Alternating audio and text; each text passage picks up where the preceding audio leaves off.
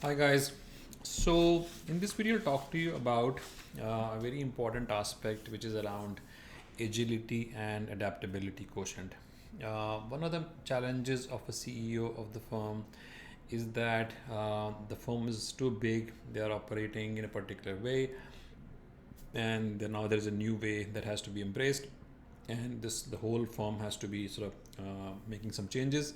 And given the fact that there are partners, they want partners to be the flag bearers of the change, and then make sure that the change sort of is distributed, and then everybody begins to operate in the new way. So basically, what they want to know is that how fixated you are in terms of your point of view about certain things, and are you really flexible enough? Do you have the foresight to see the things that they're changing? How adaptable you are? How agile you have been? So agility is a little different thing. Agility is more about thinking how quickly on the feet and then taking quick decisions. So I've just combined these two things, agility and adaptability. But firstly, more about adaptability is that how ready you are in terms of change. This is the most difficult thing that CEO has in his head, in his agenda, to bring about a new change and let everybody accept that. That is the most important factor.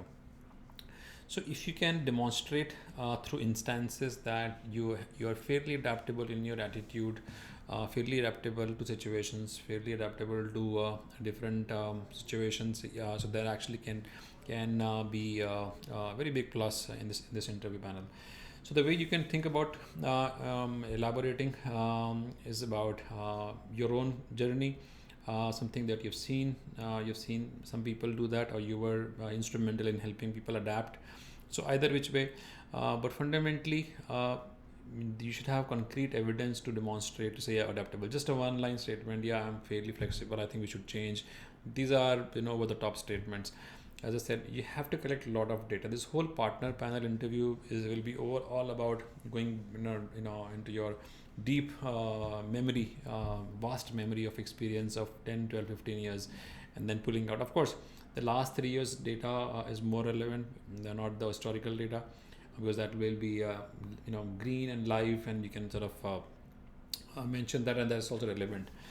So guys, adaptability, look at your personal thing also. The way you used to do things, it will be personal also, and the way you do things now, how your mindset has changed looking at a certain instance. It could be very good thing to sort of bring it out as an illustration. Or it could be about an official thing also, that you used to do things in a particular way. You have made these changes in your team or your client working, and you adapted to the need of the hour, and then you're beginning to see the results. Or it could be some steps that you've taken to enhance the acceptability of a new change that has been brought in by the firm. That also is something that you can demonstrate. Personal, official, old way, and the new way. All of this you can use through illustrations, and then say that, yeah, this is something that we've been doing. In terms of agility, agility is really thinking of your feet, because as I said, you have the power to take actions, and if you are not able to sort of are not very agile, and you're pretty fixated in terms of the way this is the way you need to be doing things, there's no other way, then yeah, there could be a bit of a problem. So you can basically address that, how in situations where you took actions in a pretty swift manner, and then you were able to get a nice outcome or manage the risk. So yeah, if you can demonstrate instances, your agility and adaptability quotient, it's very good. Adaptability quotient is the most important and the most rare, actually, skill people have, because it's very genetic also. We get used to certain way of doing things. I am used to, let's say, speaking with my hands moving, right? I can't speak with my hands in a particular way. So there is a way that we get used to do things, the way we used to, the way we can think. So anything that we are told to do differently as compared to what we are used to doing, there's a bit of a problem, right? We resist. So there's a muscle memory, there is a mind memory, there is a way of working.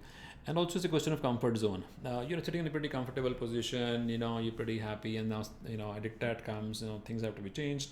Now you can't really adapt to the situation, and then you're a bit of a concern. I covered that in my accelerated growth strategy, if you have watched that video. about change management. How is it that you can embrace change management steps that you can take in order to accelerate your growth journey to come to the partner panel. But I've seen once you become partner, you really love that position. People are very reluctant to forego their so to say things which give them the power, or they think it's giving them the power. So yeah, adaptability and agility quotient. If you're one of the young partners who can say, yeah, let's do it. I think it can really add a lot of weight to your proposal. So guys, not the over the top statements. You have to have cogent reasons to sort of demonstrate that you have done that in the past. You think this is a really good thing to do. Any fixed notions of the way you do things, or the way you see things, is going to be deterrent in firm's ability to bring about change. It will not be a bad thing, because if most of the people are not very agile and not very adaptable, so CEO gets that. That's why change management is a huge task for any CEO of any firm. Okay, but yeah, if you're someone who's there, who's ready to go, you could be given additional responsibilities after become partner, that you are the person, you have the energy, drive, and then you think that's the right thing to do. Okay, so guys, use some illustrations to demonstrate. These are not mere words. It'll actually help your case. Okay, all right guys, I'll see you next time then. Bye for now.